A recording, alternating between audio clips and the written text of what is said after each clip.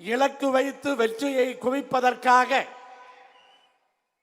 இன்றைக்கு நெஞ்சுரத்தோடு களமாடிக்கொண்டிருக்கின்ற தமிழ்நாட்டினுடைய முதலமைச்சர் அவர்களுக்கு உறுதுணையாக இருந்து அந்த வெற்றிக்கு துணையாக இருப்போம், கூட சேர்ந்து உழைப்போம் என்பதற்கான உறுதியை சொல்லுகிற நாளாக கூட நான் இந்த நாளை பார்க்கின்றேன்.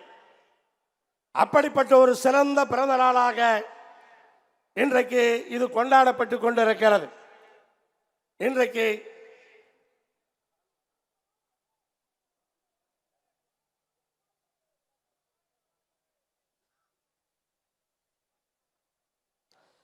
நம்முடைய வாழ்த்து மலையிலே நனைந்து கொண்டிருக்கின்ற தமிழ்நாட்டினுடைய முதலமைச்சர் அவர்களை அனைவரின் சார்பாக வருக வருக வருக என்று நான் வரவேற்கின்றேன்.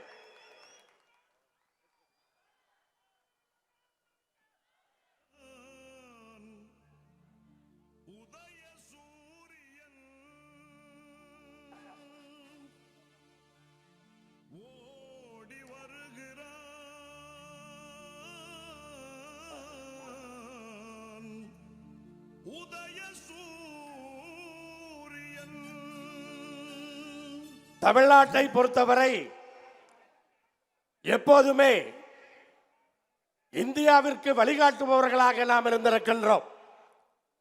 மாநில உரிமைகளை எந்த காரணத்தை கொண்டும் விடாதவர்களாக, அனைத்து மாநிலங்களுக்கான உரிமைகளை பெற்றுத் தருபவர்களாக நாம் இருந்திருக்கிறோம். ஆகஸ்ட் 15ஆம் தேதி கோட்டையிலே கொடியேற்றுகின்ற அந்த உரிமையை இந்த நாட்டில் இருக்கிற அனைத்து முதலமைச்சர்களுக்கும் வாங்கி கொடுத்தவர் அன்றைக்கு முத்தமிழறிஞர் கலைஞர் என்பதை யாரும் மறந்துவிட முடியாது.